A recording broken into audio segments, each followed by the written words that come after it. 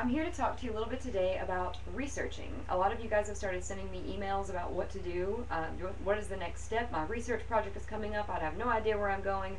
Others of you have sent me emails that said my research project is on task, I'm on point, I know where I'm going. But either way, I thought I would give you all some resources that might help you. And what I'm going to do is just take you through what I would typically do, and then finish off with some strategies that you might use to contact the EKU library. Okay, so when I very first begin researching any topic, before I even go to EKU libraries or to any of the databases or to the catalog to search for books inside of the library, I scour the free internet, and I mean scour. I look for things that are directly related to my topic. I look for stuff all around my topic. I search for key terms. I put my own theme or my own topic into the search, but then I also look for other associated or affiliated terms that might help me, some alternative key search terms that might help me branch out and see what my topic's all about. I start with a very simple web search. I tend to go with Google web search, but that's just because that's my go-to. I use Gmail, I'm on Google+. So Google is what I prefer to go to, and I just put my topic into that, and I look at everything that comes up. Even if you think, oh, this might be crazy, take a look at it. I mean, you're not necessarily going to be able to use every source that you look at, but every source that you look at is going to help inform you about what the popular culture is thinking about your topic. So you're not only looking for information, but you're looking at the kind of websites that are supporting your topic. So when you Google your term, are you finding mostly .com sources, which would just be popular websites? Are you finding any .org, which means there are organizations out there that are really fighting for or against one way or another to look at your topic? Are you finding .edu sites, which means this is an academic topic that people are conversing about inside of academic circles? What kind of sources are you finding? Are they all newspaper articles? Which means there would be a lot of examples, but not a lot of theorizing or explaining that's going on behind the scenes. Just keep an eye on not only what you're finding, the information that you're finding in terms of content, but where you're finding it and what that says about the general public's conception of your topic. So when I get finished with my web search and I sort of get everything that I can possibly think of on the free internet, I move on to looking for videos about my topic. And this is such a cool time to be researching because it's all there at your fingertips. So why not use all of these sources? So I start off with Google Video and YouTube, which basically tends to give me about the same results, but sometimes Google Video will pick up on some stuff on the free internet that YouTube will not have. So other websites that are publishing videos that are not YouTube will show up on Google Video. Just go to those websites. If you go to google.com, there will be a little tab there that asks you if you just want to search for just images or just newspaper articles or just videos, and you can use those tabs accordingly. I also go to two other video websites, and these are more kind of professional or even academic or scholastic video websites. Usually these are experts who are talking on these video websites rather than just the general public. So it's one step up in the research. And those two websites are TED.com and then Fora.tv, Fora.tv. So when you're looking at these websites, these are going to be really long videos. Typically YouTube and Google videos are very short, but these videos can be an hour and a half in length. You can find lectures, you can find documentaries, you might even want to search Netflix and look for what you're looking for, or whatever video site that you use. But the whole purpose of scouring the free internet is to look every single place that you can possibly imagine online.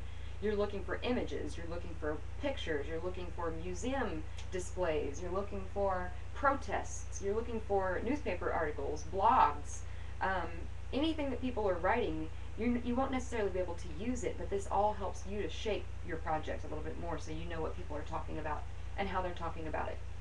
The second place, this really shouldn't be a 1 or a dash, it should be a 2, or sorry, here should be a 2. Oh, sorry, I'm so sorry. Let me back up to advanced Google search. The last thing that when you're scouring the free internet, and perhaps the best way to find really good sources on the free internet, is to use advanced Google search. So if you go to Google, type in your search term, hit enter, you'll see there will be a box on the screen. You guys should do this now. Open a new tab, Google. The box on the screen will ask you what you want to put in there. Type in your search term, hit enter, and then underneath the word search, there should be a, a, a little piece of text that says Advanced Options. Click on Advanced Options. So you're going into the Google Advanced Search Options, and in there you'll see lots of different options. Toward the bottom there are two that you need to pay close attention to that will help you push you to the next level of research. They'll take you away from sort of the free internet type stuff and move you into more of an academic or a scholastic space. So I would not suggest that you do both of these at the same time. Sorry, I had to discipline my dog. I don't suggest you do both of these at the same time, but I do suggest that you do one at a time. So the first way is to change the file type to a PDF file. As you know, in academia, most of the time when a teacher gives you some sort of article to read, or even like my syllabi that I gave you, those are printed, or those are saved in PDF format, because that's a generally accessible term. But this also, when people save articles onto their computer, like scholarly articles, they tend to put them in PDF format. So if you scour the free internet, but you relegate the search to just the PDFs, 7 out of 10 times those PDFs are going to be articles that other academics have posted to the free internet. So that's one way to do it. Clear that search out, and then search instead. The very bottom one will say search within a site or domain. Change that, and inside the box type this specifically, .edu. And what that's going to do when you search is it's going to take all the other free websites, the .orgs, the .tvs, the .coms, the .govs. It's going to take all of those away, and it's only going to issue you .edus. And the cool thing about this is not only do you get lots of scholarly articles, but sometimes you can find syllabi on the internet, right? So let's say that you find other trauma syllabi on the internet. They're going to be chock full of sources that we have never studied, and you guys can find trauma sources that way. Or let's say you find other WGS, Intro to WGS courses. They might take a different approach entirely to WGS that might be helpful to you in rendering your final paper. Syllabi are always great places to scour for more sources on specific topics.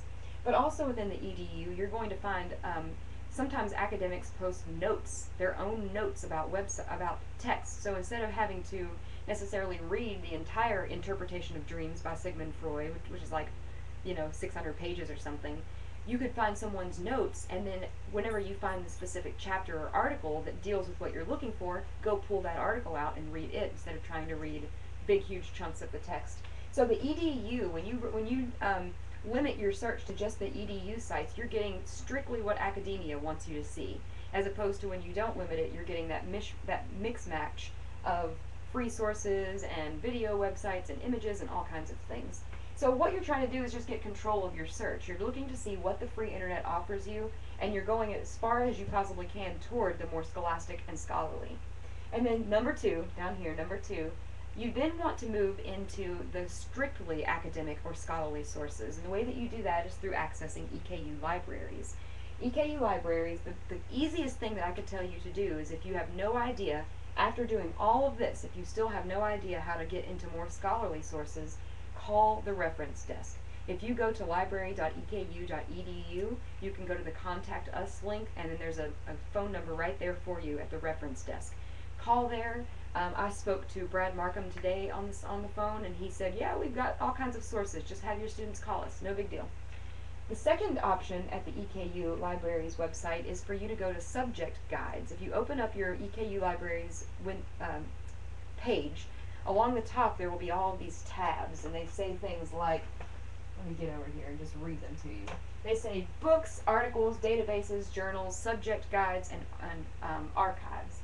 Well, if you're under books, you're just searching the EKU library. All of the EKU books that are in the library housed physically inside of the library, or the books that are on electronic reserve. If you search for articles, it's going to send you to basically Academic Search Premier, EBSCOhost, or ProQuest, some very generic web search, or database search. This is not specifically designed for the WGS crowd. It's just a generic web source.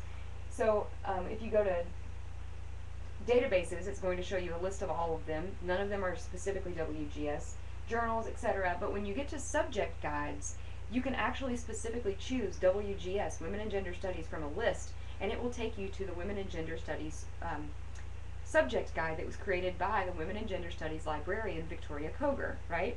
So there's all kinds of tabs there that will help you. You can get some great popular sources. It will give you the top 5 databases for you to search that would help you most with WGS articles. And again, if you have no idea, if this is your first time doing a search like this, just call the reference desk and say, listen, I know how to access the subject guide. I see my top 5 databases, but from there I'm completely lost. Could you please help me? Or email me and I can take you through the steps, or find me on Facebook chat. I'll open my Facebook chat more in the next couple of weeks so you guys can access me, and if you see me on chat, talk me up. If you haven't friended me, friend me. If you want to unfriend me when we're done, unfriend me when we're done, but I'm available to you is the message I'm trying to send. The very last thing on the EKU Libraries website is this little button called Ask Us. If you go to the main library webpage, there's a little icon. It's blue and it looks like a little voice bubble in a cartoon, and it just says Ask Us. If you click that, it will give you so many options. You can send them a text message, you can call them, you can email them, you can live chat with them, like face-to-face live chat with them on the EKU Library website. There's absolutely no reason why you can't access these people whenever you want to, basically.